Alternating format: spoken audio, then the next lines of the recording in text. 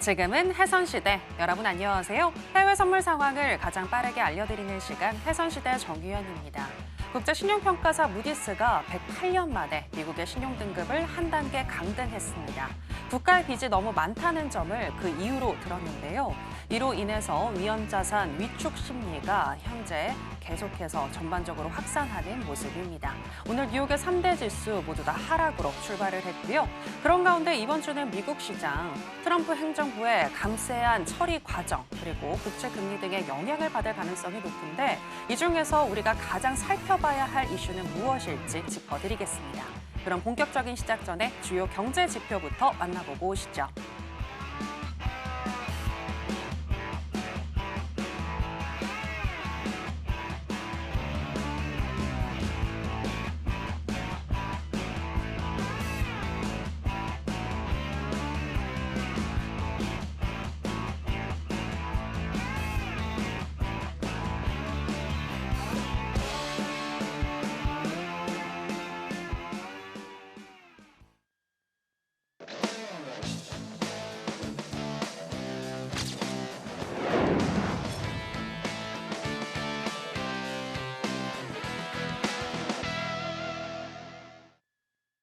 해외 선물계 일타 강사 성견 마스터 나왔습니다. 마스터님, 안녕하세요. 네, 안녕하세요.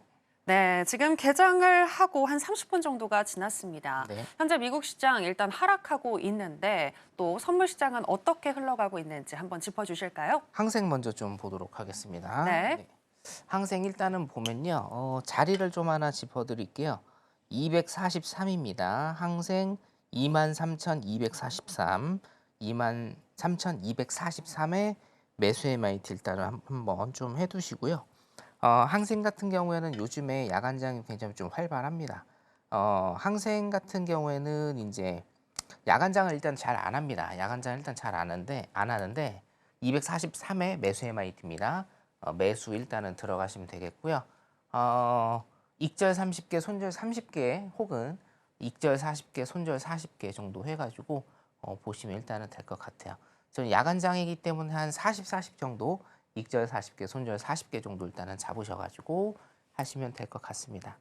자, 제가 이제 아까 말씀드렸다시피 야간장 원래 잘 안 하는데 지금 항생 같은 경우에 야간장에 가장 어떤 패턴대로 가고 흐름대로 가는 패턴 제일 많이 일단 보이고 있거든요. 여기 보시면 일단은 횡보죠. 횡보 박스 일단은 그린 다음에 살짝 밑으로 가서 지금 다시 반등 일단은 주고 있는데 제 기법 중에 이제 5일선 기법이 있죠. 5일선을 터치하는 양봉의 매수종가 진입입니다.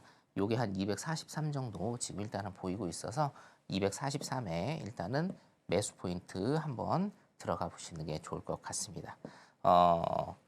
항생 일봉으로 좀 가볼까요? 항생 일봉을 좀 보시면 네. 자, 항생 일봉 좀 보도록 하겠습니다. 항생 같은 경우에는 지금 사실은 좀 혼란의 시기라고 보시는 게 맞습니다.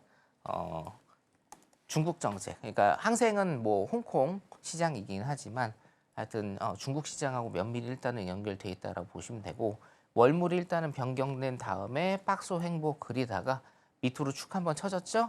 관세 정책 때문에 밑으로 한번 축 쳐지고 여기서 다시 한번 제가 그려드릴게요. 밑으로 한번 축 쳐지고 V자 반등으로 일단은 올라오는 모습 일단은 보이고 있습니다. 자, 이게 V자 반등이라고 하면 여기에서 눌림 조금 주고 다시 24,500포인트까지 오를 것이냐 아니면 박스 횡보가 더 길어질 것이냐 일단 요거 두 개 체크 한번 하시면 될 것 같습니다. 지금 몇 가지 종목들이 있죠. 항생이 있고요. 골드, 오일, 나스닥, 미니다우, S&P 등등 여러분들께서 매매를 하시는 몇 가지 일단은 종목들이 있는데 그 종목들 중에서 가장 그래도 뭔가 좀 정상적으로 흘러가는 거는 항생이라고 일단 여러분들이 보시면 될 것 같고요. 그래서 항생 야간장도 적극적으로 한 번쯤 해보시는 것도 나을 것 같습니다. 항생 자리가 일단은 나와서 제가 여기까지 말씀을 드렸고 자 미니다우도 한번 좀 보도록 하겠습니다. 자 미니다우로 제가 고쳐서 일단은 보도록 하겠습니다. 네.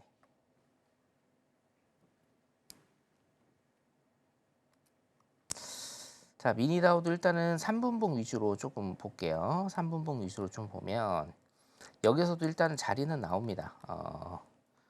지금 보면 713자리네요. 713자리인데 713에 여러분들 일단은 매수 MIT 한 번 더 찍으셔도 될 것 같습니다. 713이죠. 여기에 여기도 보시다시피 5일선 자리입니다. 5일선. 자, 5일선 기법을 갈 수 있는 게 지금 요 자리가 하나 있죠. 5일선을 터치하는 양봉의 매수 종가. 그 다음에 5일선을 터치하는 양봉의 매수 종가. 이렇게 해서 첫 한 자리, 두 자리인데 지금 이제 두 자리가 일단은 나왔기 때문에 미니다우는 713, 42,713에 매수 오면 매수 MIT를 여러분들 일단은 걸어 두시고 대응을 일단은 좀 하시면 될 것 같습니다. 지금 713, 예, 지금 터치했죠? 713 일단은 터치를 했고요. 익절 30개, 손절 30개 정도 얘는 보고 가시면 될 것 같습니다. 미니다우하고 항생 일단은 두 자리 드렸고요. 한번 대응을 해보시면 나을 것 같아요. 자, 일봉 일단은 좀 보도록 하겠습니다. 자, 미니다우 일본 같은 경우에도 지금 쭉 보시면 트럼프 관세 정책으로 뭡니까? 굉장히 좀 많이 하락을 한 다음에 자, 여기서부터 일단 볼까요? 트럼프 관세 정책으로 굉장히 좀 많이 하락을 한 다음에 V자 반등 일단은 좀 그리고 있어서 요 V자에 지금 43,000포인트거든요. 약 43,000포인트. 자, 여기까지 어떻게 V자 반등을 그릴 것인가?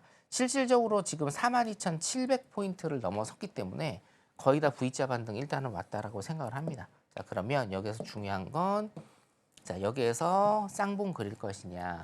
쌍봉을 그리면 어떻게 돼요? 전저 라인을 깬다라는 우리 공식이 있죠? 자, 그래서 최소한 여기까지는 일단은 온다라고 보면 첫 번째 시나리오. 자, 여기입니다. 3월 말에 쌍봉. 이 3월 말에 쌍봉의 고점을 돌파하지 못하면 최소한 38,000 라인. 최소한 38,000 라인까지 다시 떨어질 수 있고 38,000 라인을 깬다라고 하면 저점이죠.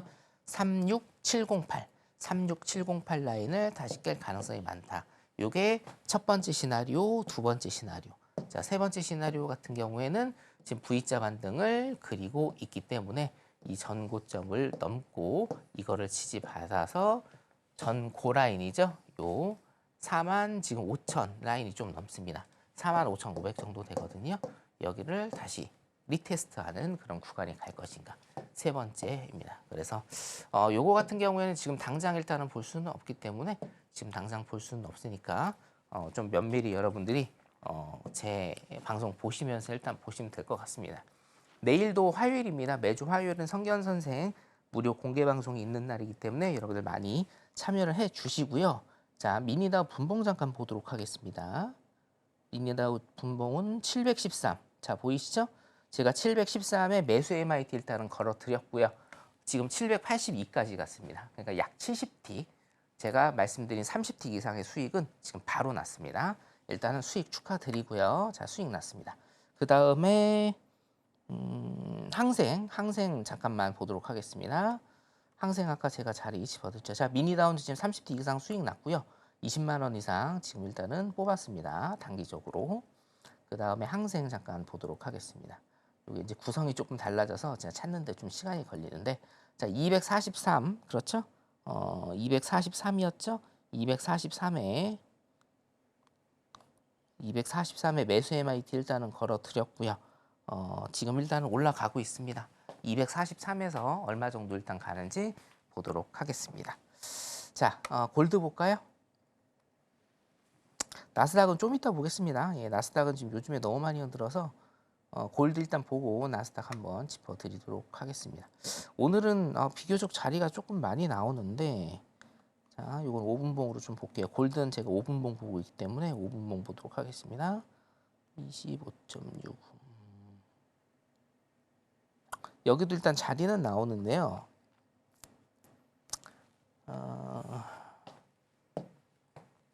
여기 보이시죠? 여기 25.6입니다. 3,225.6에 원래는 매도 자리 나오죠. 5일선 기법입니다. 여러분들 제 기법 중에 4가지 있습니다. 5일선 기법, 21선 기법, 그리고 수렴과 발상 기법이 있고요. 성견 차트, 진입 로직이 있습니다. 요 네 가지인데 요즘에 거의 메인으로 쓰고 있는 거는 5일선 기법하고 21선 기법 지금 메인으로 일단은 쓰고 성견 차트 진입 로직 쓰고 있죠. 5일선 기법은 5일선을 터치하는 양봉과 음봉에 종가 진입하시면 되고 성견 차트 진입 로직은 매주 화요일 날 제가 공개를 하는 성견 차트가 있습니다. 거기에 매수 매도 신호위에서 일단은 들어가는 건데 이 두 가지 일단은 조금 줄여가지고 요즘 메인으로 쓰고 있거든요. 자, 지금 보시면 3225.6에 원래 매도를 들어가야 됩니다. 지금 조금 놓치긴 했는데요. 5일선을 터치하는 음봉의 매도 종가 진입입니다. 자, 그러면 지금 현재를 보겠습니다. 현재는 3219.7, 3219.7, 그렇죠? 3226점 한 6 정도 하면 약 70틱 정도 수익이 나는 겁니다. 약 70틱 정도. 그래서 요거는 일단은 놓치긴 했는데 이렇게 일단은 한다라는 거 제가 보여드리는 거고요. 자, 미니다우는 제가 말씀드렸다시피 최대 70틱 일단은 수익이 났고 항생 같은 경우에는요. 자, 항생이 조금 더디기는 한데 왔다 갔다 하면서 좀 제가 봐드릴게요. 자, 일단은 매매하는 게 또 중요하니까, 그죠? 매매하는 게 또 중요하니까. 자, 243이었습니다. 243에 지금 일단은 우리가 매수 MIT 제가 걸어드려서 매수 들어가라고 말씀을 드렸고 지금 259까지 일단은 갔다가 조금 내려왔는데 하여튼 243에 지금 수익권입니다. 243의 수익권이고 일단 1차 청산은 273이에요. 273. 273까지는 갈 가능성이 조금 많죠. 왜냐면 전고 라인이 일단은 275입니다. 물론 이제 요거 하나 껴있긴 한데 전고 라인은 275라고 하면 우리 1차 청산 라인은 273이죠. 273이기 때문에 두 틱 차로 일단은 청산될 확률이 많으니까 한번 쭉쭉 지켜보시면 되겠습니다. 243에 일단은 우리가 매수 들어갔고요. 지금 일단 259까지 계속 오르고 있는 모습 보이고 있습니다. 자, 오늘 야간장은 조금 괜찮은데요. 자, 나스닥 일단 좀 한번 보도록 하겠습니다. 여러분들 궁금해하시는 그죠? 예, 나스닥. 자, 나스닥도 사실은 미니다우랑 똑같은 흐름을 보이고는 있습니다. 나스닥, 미니다우 모두 미장이고 굉장히 긴밀하게 연결이 되어 있는 장이기 때문에 거의 비슷하다고 보시면 되는데 나스닥 같은 경우에도 지금 포인트는 몇 가지가 나오죠. 여기 보시면 자, 5일선 기법하고 성견 차트 진입 로직 위주로 제가 본다고 했습니다. 자, 여기에서 양봉 쭉 나오는데 5일선을 타고 가지만 5일선을 터치하는 건 없어요. 그래도 뭐예요? 괜찮아요. 제끼세요. 예, 그냥 패스하시면 됩니다. 스킵하세요. 5일선을 터치하는 애들만 보시면 됩니다. 뭐예요? 1개, 2개, 3개입니다. 그렇죠? 5일선을 터치하는 얘네들만 일단은 보면 되는데 자, 여기에만 들어가셔도 자, 첫 번째 여기에만 들어가셔도 353이니까 지금 90포인트 정도 갔습니다. 90포인트면 360틱입니다, 여러분. 이것도 마찬가지. 그리고 이거 두 개, 앞전 두 개를 일단 놓쳤다 해도 5일선 기법에 의해서 여기에 들어가시면 396이거든요. 446 마이너스 396 하면 50포인트고 50포인트면 50 곱하기 4니까 200틱입니다. 200틱이면 여러분 하나로 얼마입니까? 140만 원이 넘는 금액입니다. 그렇죠? 그래서 여러분들 내가 잘 몰라서 요거를 놓쳤다 하셔도 상관없어요. 이거는 원래 놓치는 겁니다. 왜요? 제 매매 기법 뭡니까? 5일선 기법, 21선 기법, 수렴과 발상 기법, 네 번째 성견 차트 진입 로직. 근데 뭐예요? 5일선 기법 적용하면 5일선을 맞는 거 단 하나도 없습니다. 그냥 스킵하세요. 그 다음에 5일선을 맞는 캔들 1개, 2개, 3개 종가에 진입하셔도 여러분들 하루 일당 몇 배 나옵니다. 그렇기 때문에 이렇게 일단은 진입을 하시는 거다. 이렇게 보시면 될 것 같습니다. 자, 5일 본 다음에 항생 잠깐 다시 보도록 하겠습니다. 네. 자, 5일은 일봉 먼저 볼게요. 5일 일봉 먼저 보면 5일 같은 경우에는 여러분 제가 항상 강조를 드리는 게 박스 횡보가 너무 길다. 제가 항상 말씀드리죠. 박스 횡보가 너무 길다. 그리고 전고 라인과 전저 라인에 의해서 움직이는 장이 굉장히 많습니다. 자, 그래서 여기 보시면 자, 어때요, 여러분? 어떻습니까? 패턴 똑같죠? 그렇죠? 여기에서 관세 정책으로 인해서 미국 경기나 아니면 중국 경기가 둔화될 조짐이 있다. 그러면 미국과 중국의 오일 수요, 경기가 안 좋으니까 오일 수요가 줄어들 가능성이 높다. 그래서 일단은 가격은 하락을 하게 되고 수요가 줄어드니까 가격은 하락을 하게 됐고 자, 여기 보시면 패턴 똑같아요. 요 최저점 안 깨고 여기 있죠? 최저점 안 깨고 박스 행보 계속 칩니다. 박스 행보 계속 치거든요. 근데 이거는요, 여러분들께서 이거는 이제 제가 작년까지 일단은 보여드린 거고 이거 연결로 세팅하셔가지고 차트 계속 보세요. 1년치, 2년치 계속 보셔도 이 패턴 다 나옵니다. 자, 그래서 오일 같은 경우에는 어떻게 됩니까? 54.33, 54.33 그리고 고가 일단은 좀 보도록 하겠습니다. 고가가 64포인트 정도 되죠? 지우고 다시 볼게요. 고가가 64.23, 그러니까 54.33, 64.23, 64.23 정도. 이 구간에서 굉장히 박스를 많이 타고 횡보를 오래 칠 가능성이 많기 때문에 여러분들 오일 같은 경우에는 조금 박스장 매매를 하시는 게 낫다. 크게 보셔서 그러니까 분봉상으로 보시는 게 아니라 일봉상으로 보셔서 크게 박스장 매매를 하시는 게 낫다라고 제가 항상 말씀을 드리고 있습니다. 자, 분봉 일단은 보도록 할게요. 3분봉을 일단은 보면 오일 같은 경우에는요, 여러분 짧게 가셔야 돼요. 워낙 박스 횡보장이 일단은 많이 나오기 때문에 짧게. 그러니까 포인트만 딱딱딱딱 집으시면 됩니다. 여기 보시면 오일선, 터치하는 오일선 기법들 뭉태기로 지금 나오고 있죠. 제가 좀 길게 봤는데 굉장히 좀 많이 나오고 있고 여기에서도 뭡니까? 오일선 기법들 나오고 있습니다. 자, 여러분들께서 지금 굉장히 조금 매매를 하시는데 혼란스러운 상황이 요즘에는 많아요. 일단은 굉장히 많이 흔듭니다. 굉장히 박스 횡보를 많이 타거든요. 박스 횡보를 굉장히 많이 타요. 그러니까 예전에는 한 2달 전에는 이 정도 채널에서 가격들이 형성돼서 움직였던 것들이 지금은 진폭이 굉장히 좀 넓어졌어요. 진폭이 넓어지면서 요 정도 사실은 한 2~3배 정도 되거든요. 요 정도 채널 안에서 일단은 움직이기 때문에 여러분들이 기존에 가지고 계셨던 어떤 손절 라인이나 익절 라인을 조금 재조정하실 필요는 있다. 자, 따라서 여기에 대응을 하시려면 여기에 대응을 하시는 가장 좋은 기법은 오일선 기법과 내일 화요일 날 공개 방송 때 제가 일단 보여드리는 성견 차트에서 매수 매도 신호에 의한 그 로직, 요게 일단은 대응에서 굉장히 좋은 기법이고 여기에 플러스 알파 뭡니까?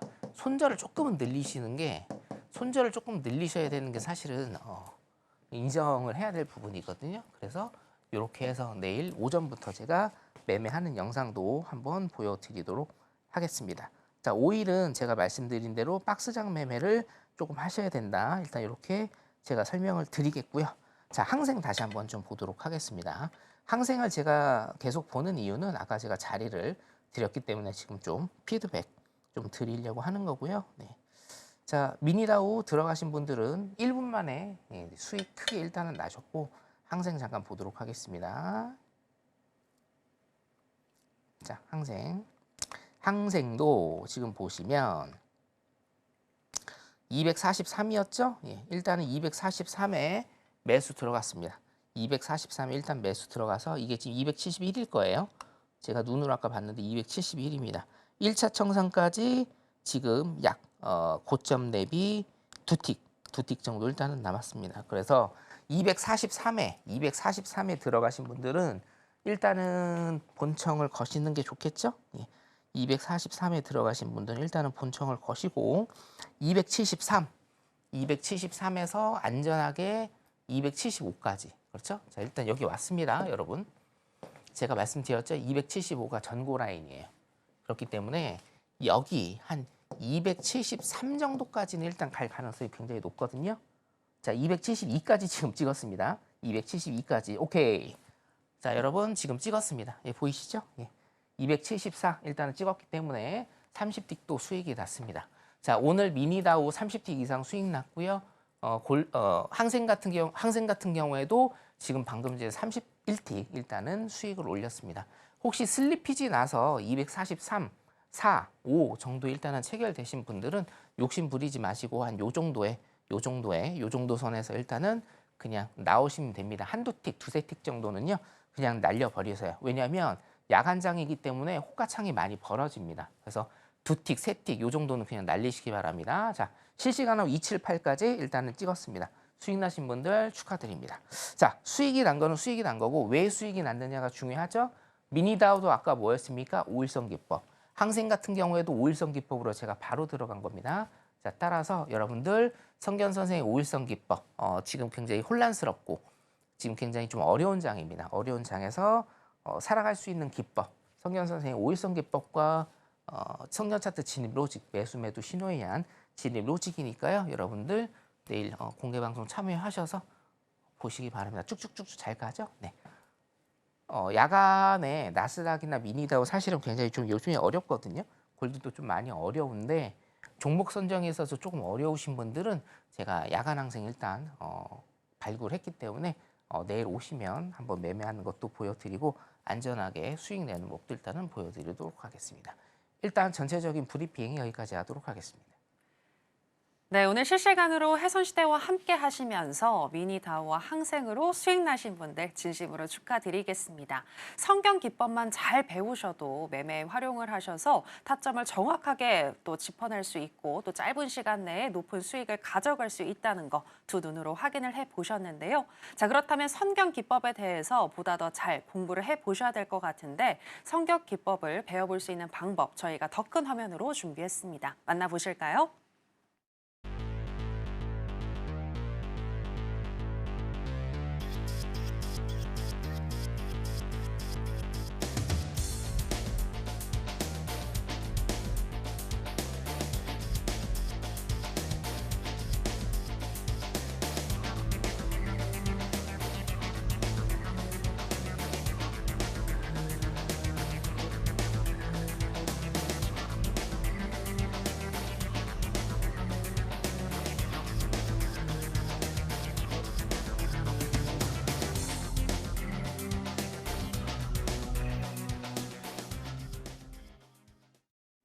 네, 계속해서 여러 가지 이슈들 중에서 우리가 어떤 부분에 가장 집중을 해야 할지 알아보겠습니다. 글로벌 주요 이슈들 어떤 것들이 있는지 먼저 화면으로 만나보시죠. 글로벌 주요 이슈입니다. 글로벌 3대 신용평가사 중 유일하게 미국의 최고 신용등급을 매겼던 무디스가 현지 시간 16일 미국 국가 신용등급을 한 단계 하향 조정했습니다. 다만 등급 전망의 경우 부정적에서 안정적으로 바꾸면서 당분간 추가 등급 조정 가능성에는 선을 그었습니다. 신용등급 강등의 이유는 심각한 미국의 부채 문제인데요. 미국 재무부와 의회 예산국에 따르면 지난해 미국의 GDP 대비 공공부채 비율은 약 98%입니다. 이는 시장에서 차입한 실질적 이자 부담이 붙는 부채이며 사회보장기금 등 이자가 발생하지 않는 정부 내 기금 간 차입까지 포함한 총 연방 부채는 123% 수준인데요. 2024년 기준 공공부채 비율은 4년기 107.2%에 다다라 2차 세계대전 당시 수준을 넘어설 것으로 전망되고 있습니다. 무디스의 미국 신용등급 하향 조정과 관련해서 외신들은 최고 국가 신용등급을 상실했다는 상징적인 의미가 크지만 새로운 이벤트라고 보기가 어렵고 금융규제나 담보 관련 측면에서 미국 국채 수요에 대한 직접적인 영향은 제한적일 것이라면서도 미국 주식, 국채, 달러에 대한 셀 현상이 단기적으로나마 촉발될 수 있다고 짚었습니다. 더 큰 우려는 도널드 트럼프 대통령이 추진해온 감세안의 추진 동력이 약화할 것이란 부분인데요. 도널드 트럼프 미국 대통령의 대규모 감세 법안이 현지 시간 18일 미 하원 예산위원회를 통과하며 본회의 표결을 향한 첫 관문을 넘었지만 공화당 소속 조디 엘링턴 하원 예산위원장은 논의는 여전히 진행 중이며 하원 본회의 표결 전까지 계속될 것이라며 타협 여지를 남겼습니다. 이와 관련해 켄터피츠 제럴드의 전략가는 조정 법안은 적어도 현재 재정 적자를 유지하거나 오히려 확대할 가능성이 높다며 이것은 채권 시장의 큰 리스크라고 우려했습니다. 중국이 지난 몇 년 동안 미국 국채 보유량을 꾸준히 줄이면서 올해 3월 미 국채 보유 순위는 중국이 기존 세계 2위에서 3위로 하락했고 영국이 2위로 올라선 것으로 나타났습니다. 한편 연준은 이달 들어 미국 국채를 대규모로 매입한 것으로 확인됐는데요.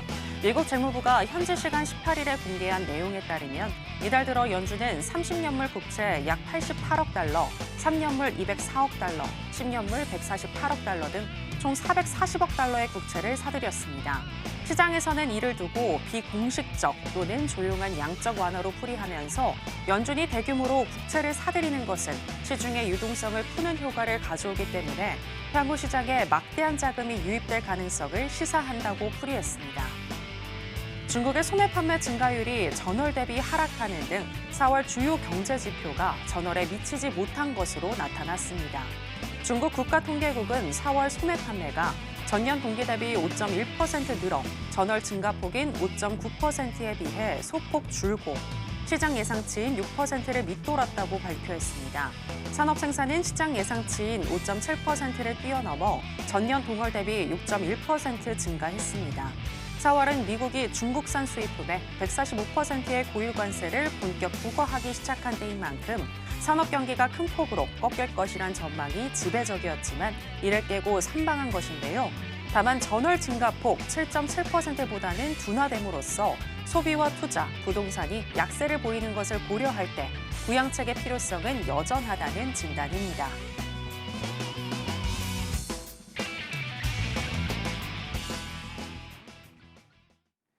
네, 글로벌 주요 이슈들 어떠한 것들이 있는지 여러분들 살펴보셨고요.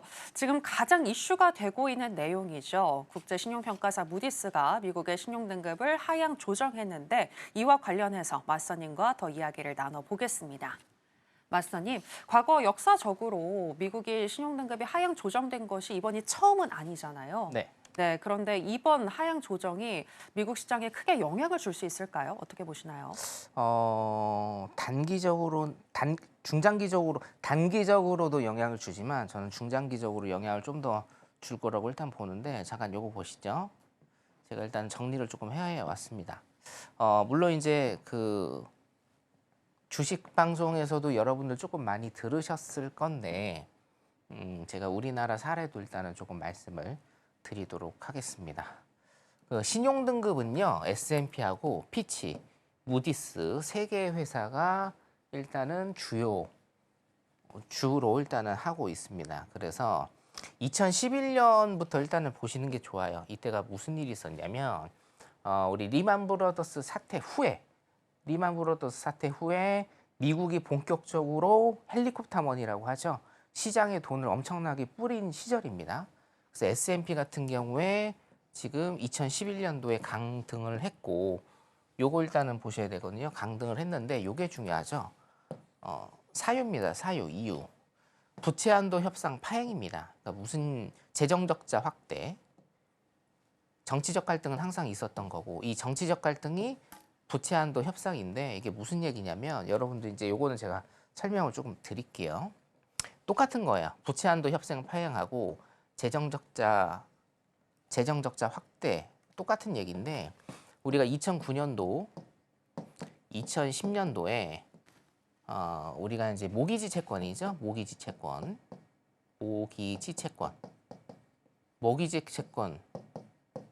부실로 인해서 리만 브러더스 투자은행이 일단 무너졌습니다. 예.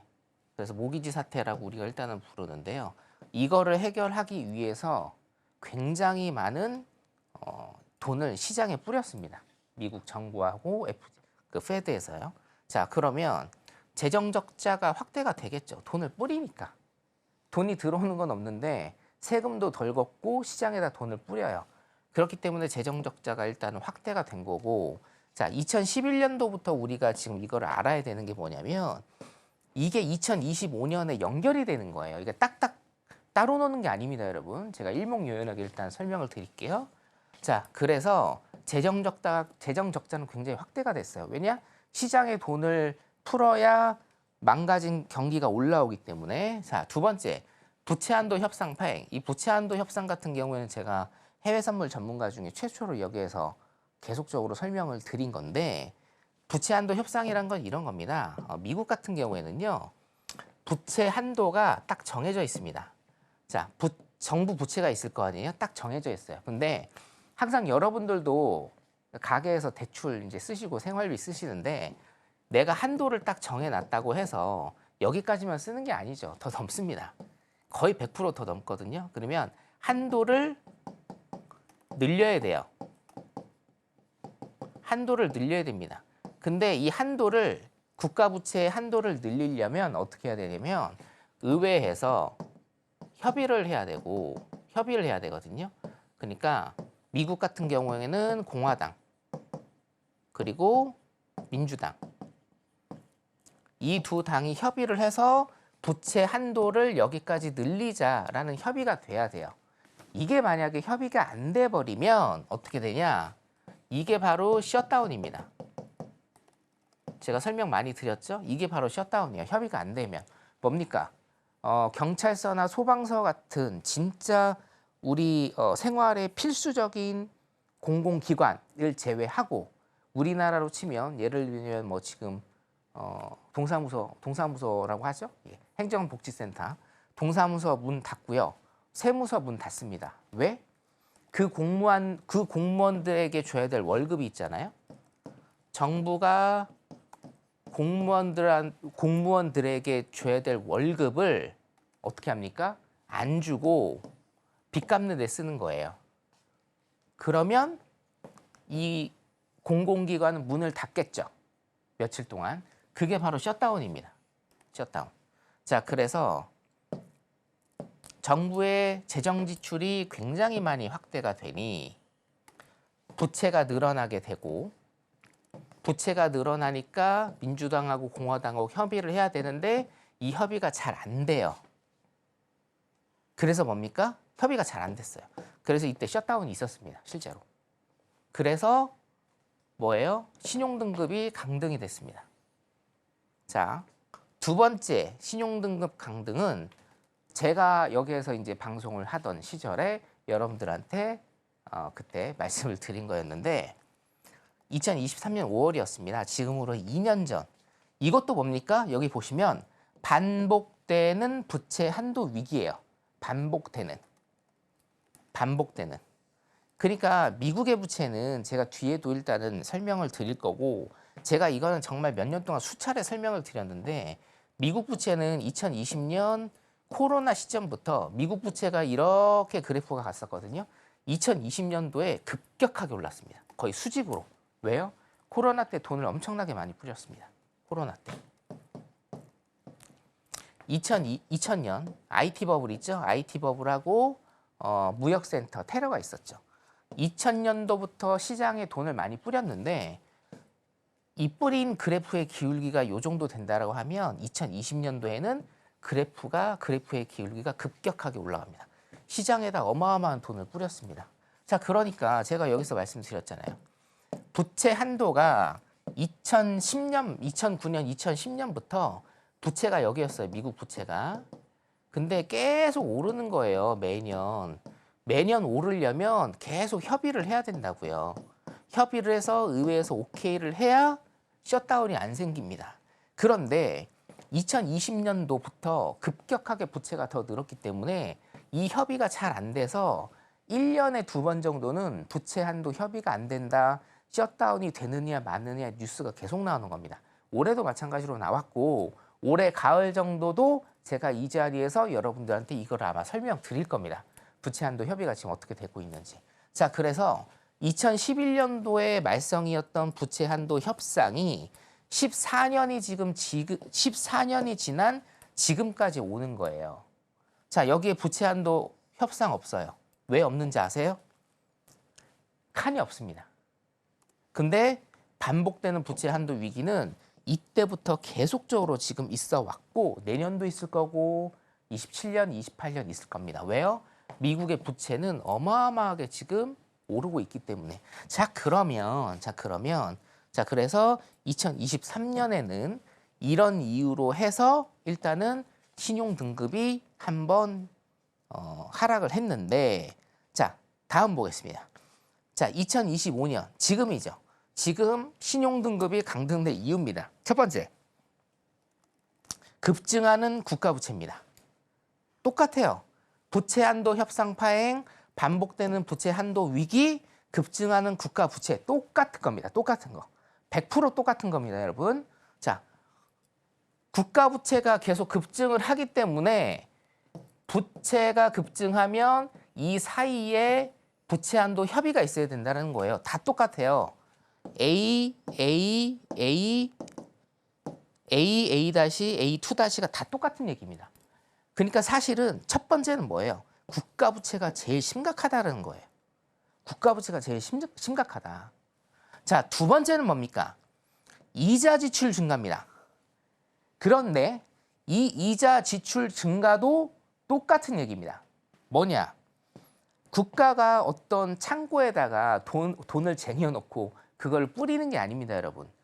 채권을 발행해요. 자, 이거는 제가 채권 강의에서도 많이 말씀을 드린 건데 지금 이해 안 되시는 분들은 아, 나는 왜 이렇게 이해가 안 되지? 생각하지 마시고 제 방송 매주 잘 들으시면 되고요. 내일 있는 공개 방송도 참여하시면 제가 설명드립니다. 자, 뭐 예를 들어서 2011년도 국가 부채가 이 정도였고 2023년도에 국가 부채가 이 정도, 2025년도에 국가 부채가 이 정도라고 일단 봅시다. 자, 그러면 국가가 시장에다 돈을 뿌려요. 정확하게 말씀을 드리면 정부와 패드가 재정정책과 통화정책을 통해서 시장에 돈을 뿌립니다. 자, 근데 시장에 돈을 뿌립니다, 여러분. 시장에 돈을 뿌렸어요. 그럼 시장에 돈을 뿌린다라는 표현이 어떤 표현이냐? 얘네가 돈을 찍어내서 시장에 뿌리는 게 아니라 정부 같은 경우에는 채권, 국채를 발행합니다. 국채를 발행해서 이거를 현금화시키는 거예요. 예를 들면 제가 이거 많이 설명드렸죠? 내가 100억이 필요하다. 국가가 100억이 필요해요. 시장에 뿌릴 돈 100억이 필요해요. 그러면 삼성이나 LG나 혹은 뭐 미국, 중국한테 얘기하는 거예요. 나 100억 빌려줘. 대신 내가 연 2%로 이자를 줄게. 자, 다시. 자, 대한민국이 100억이 필요합니다. 대한민국이 100억이 필요해요. 그러면 삼성이나 LG 혹은 뭐 미국이나 중국, 일본한테 이 채권을 파는 거예요. 대한민국 정부가 발행한 채권을 팝니다. 나 100억 빌려줘. 대신 내가 5년 있다, 1년 있다, 3년 있다, 10년 있다, 30년 있다가 연 2%로 계속 이자 주면서 그때 원금 갚을게. 이게 바로 뭡니까? 국채입니다. 그러면 정부가 돈이 필요하면 국채를 발행을 합니다. 자, 국채를 발행하는데 여기에서 중요한 게 뭐예요, 여러분? 그냥 이거 공짜로 돈 가져옵니까? 아니에요. 국채, 채권에 기명된 명시되어 있는 이자를 줘야 됩니다. 국가라고 해서 돈을 공짜로 빌려오는 게 아닙니다, 여러분. 우리도 은행에서 대출할 때 공짜로 돈 빌려오나요? 아니죠. 이자 냅니다. 다달이, 연 이자 내죠. 국가도 똑같아요. 연 몇 프로의 이자를 얘네들한테 주는 거예요. 자, 그러면 처음에는 국가가 100억을 빌렸어요. 100억이 채무였는데 200억이 됐어요. 1000억이 됐습니다. 자, 그러면 부채가 늘어남에 따라서 뭐가 늘어납니까? 이자가 늘어난다. 그렇죠? 이자가 늘어나는 거예요. 그러면 매년 내야 되는 이자가 어마어마하게 불고, 자, 2024년 기준으로 약 100조 원. 약 100조 원입니다. 뭐예요? 미국이란 나라는 숨만 쉬어도 채권 이자로 약 100조 원 이상을 지출해야 됩니다. 우리나라 한 해 예산이 지금 한 800조 원 정도 된다라고 지금 하는 것 같아요. 그죠? 우리나라 예산의 8분의 1이 그냥 미국이란 나라는요, 숨만 쉬어도 나가는 거예요. 자, 그러면 여기에서 지금 무디스가 신용 등급을 강등한 이유 뭡니까? 급증하는 국가 부채 다 똑같아요. 국가 부채에 편승해서 지금 부채가 너무 많아지니까 여러분들께서도 대출 많으시면 이자 감당하기가 너무 힘들잖아요. 똑같은 겁니다. 이자 지출 증가. 이거는 한 세트로 가는 겁니다. 국가 부채가 많이 늘어남에 따라서 이자 지출이 증가하고 반복되는 부채 한도 협상이 안 되고 그래서 뭐예요? 정치적 갈등이 심화된다. 이게 사실은 2011년도부터 2025년까지 세 번의 국가 신용 등급 강등이지만 이게 뭡니까? 여러분들 보시다시피 전부 다 한 줄로 연결돼 있는 거다. 핵심 포인트는 뭐라고요? 요겁니다. 국가 부채. 이해되시죠? 그래서 미국이란 나라는 국가 부채를 어떻게 컨트롤하는가에 따라서 일단은 많이 달라질 거다. 이렇게 여러분들이 보시면 될 것 같습니다. 자, 그러면 다음 이슈로 한번 제가 넘어가 보도록 하겠습니다. 자, 그러면 신용등급 강등이 됐을 때 금융지표는 어떻게 될 것인가? 여러분들께서 또 많이 궁금해하시는 건데 결론적으로 자, S&P 지수만 일단은 볼게요. 어떻게 됩니까? 한 달 후에 상승을 했습니다. 한 달 후에 상승을 했어요. 자, 그러면 첫 번째 이슈. 과거와 현재와의 차이점. 과거는 뭡니까? 2011년과 2023년 그리고 2025년 현재 그 강등 이슈에 차이점이 혹시 있을까? 차이점이 없다라고 하면 지수는 어떻게 되겠어요? 한 달 있다가 상승을 할 겁니다. 그렇죠? 맞죠? 왜요? 상승 계속 했으니까. 자, 트럼프의 관세 정책으로 한 차이점 어떤 게 있을까? 요거 두 가지를 일단은 분석을 해야 되는데 당연히 둘 중에 하나입니다, 여러분. 자, 기존을 따라서 한 달 정도 있다가 상승을 할 것이냐. 그렇죠? 한 달 정도 있다가 상승을 할 것이냐. 아니면 강등이 될 것이냐. 이 문제인데 자, 요거는 앞전을 제가 조금 볼게요. 앞에를 좀 보겠습니다. 자, 결론적으로 보면 결론을 일단 제가 조금 설명을 드리면 어차피 지금 생방송이기 때문에 약 한 6분 정도 남았는데 제가 모든 것을 여러분한테 다 말씀을 드릴 수는 없고요. 자, 2011년과 2023년 그리고 2025년은 다를 가능성이 많다라는 게 일단은 제 결론입니다. 조금 더 자세하고 되게 딥한 거를 원하시면 내일 오전과 오후에 있는 성년 선생님 무료 공개 방송에 일단 참여를 하시면 되는데 좀 쉽게 설명을 드리면 이겁니다. 2011년과 2023년 같은 경우에는요. 어떻게 됩니까? 자, 재정을 확대하는 시기예요. 시장에 돈을 뿌린 시기였어요. 이때는.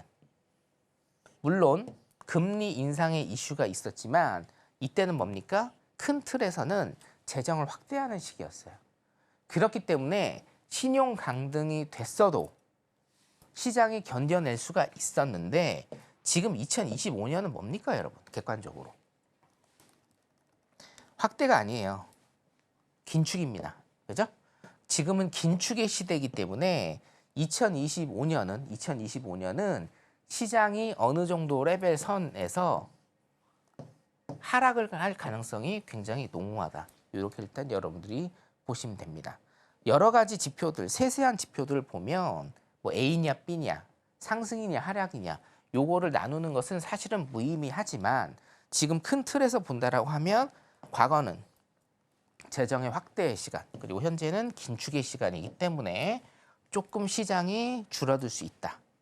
그리고 트럼프 관세 정책으로 인한 차이점도 일단은 있다라는 겁니다. 여기에서 지금 아까 무디스에서 정치적인 거를 한번 얘기는 했거든요. 요거 이제 정치적 교착을 저는 부채 한도 협상이라고 일단 해석을 했는데 여기 플러스 알파가 사실은 있습니다. 정치적 교착은 뭐냐면 교착은 뭐냐면 트럼프의 관세 정책이 지금 어떻게 될지 모른다는 뜻이에요. 실제로 무디스에서 발표를 한 걸 제가 말씀을 드리는 겁니다. 제 뇌피셜이 아니고. 자, 정치적인 교착이 일단은 좀 있기 때문에 지금 요거는 일단 어떻게 될지 모른다. 그러니까 트럼프의 관세 정책이 어떻게 지금 갈지 모른다. 요거 일단은 말씀을 드리는 거다. 일단 이렇게 여러분들이 생각하시면 될 것 같습니다. 그래서 정부 재정 지출 요거 같은 경우에는 그냥 제가 짧게 설명을 드리면 2020년도 그러니까 정부에서 돈을 쓴 겁니다. 그죠? 2020년도에 엄청나게 많이 썼죠. 코로나 때 돈 많이 뿌렸고요. 21년까지 많이 뿌렸는데 지금 22년, 23년, 24년 줄어들다가 25년도에 일단은 조금 더 많이 쓰고 있다. 일단 이렇게 보시면 될 것 같습니다. 이 재정 지출이라는 게 사실상 제가 말씀드린 채권을 만들어서 돈을 뿌리는 거기 때문에 이자 부담 비용이 굉장히 높아진다라는 것도 해석이 가능합니다. 자, 제가 오늘 지금 생방송이기 때문에 조금 빨리빨리 하는 점 양해 좀 말씀드리고요. 자, 과거 미국 신용등급 강등 당시에 코스피 지수의 흐름은 지금 어떻게 되느냐? 자, 2011년도에는요, 급격하게 하락을 했죠. 근데 2011년도에는요, 이렇게 급격하게 하락을 할 수밖에 없었어요. 왜냐면 리만 브러더스 사태라는 게 여러분들은 체감이 잘 안 되실 수도 있는데 진짜 미국이 엄청나게 흔들려서 유럽이나 다른 나라들한테 돈 빌리러 다니는 그런 시절이었거든요. 엄청나게 충격의 여파가 컸기 때문에 우리 코스피도 굉장히 충격의 여파가 큽니다. 지금 같은 경우에는 그렇게 크게 지금 23년입니다. 23년 같은 경우에도 하락의 여파가 일단은 조금 컸다. 그래도 11년보다는 일단은 잔잔했다.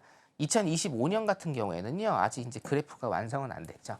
2025년 같은 경우에도 23년에 대한 추이를 따라갈 가능성이 좀 크다. 그래서 굉장히 급격한 하락은 없겠지만 뭡니까? 잔잔하게 하락할 가능성이 굉장히 크다. 일단 이렇게 여러분들께서 보시면 될 것 같습니다. 자, 이번 주 이슈는 일단은 여기까지 하는 걸로 하고요. 제가 말씀드렸다시피 부채 한도 협의 그리고 미국의 부채가 급증함에 따라서 내야 하는 미국의 이자 부담 플러스해서 부채 한도 협의에서의 셧다운 그리고 부채가 왜 이렇게 많이 증가를 하는지 그리고 부채가 증가를 하면 왜 채권이 변동이 되는지 등등 여러 가지 꼬리에 꼬리를 무는 이론들이 있습니다. 근데 여러분들 이거를 아시기는 아셔야 돼요. 매크로 시장의 흐름을 파악하시려면 요 정도는 일단 아셔야 되고요. 지금 조금 어렵다고 생각하실 수도 있어요. 왜냐하면 나는 차트만 보고 기법만 보고 어떤 지표나 지수나 이런 것만 일단은 보고 매매를 하다가 이런 매크로 시장 기본적 분석에 대한 얘기를 제가 말씀을 드리면 조금 혼란스럽고 어려워하시는 분들이 있기는 합니다만 제 방송 끝까지 열심히 들어보시면요. 제가 여러분들 많이 도와드릴 수 있습니다. 내일도 매주 화요일 성견 선생 무료 공개 방송 있습니다. 시장 매크로 분석이나 기본적 분석에 관한 이론들 쉽게 제가 설명을 드릴 테니까요. 많이 참여해 주시기 바라겠습니다. 저는 내일 오전에 다시 뵙도록 하겠습니다.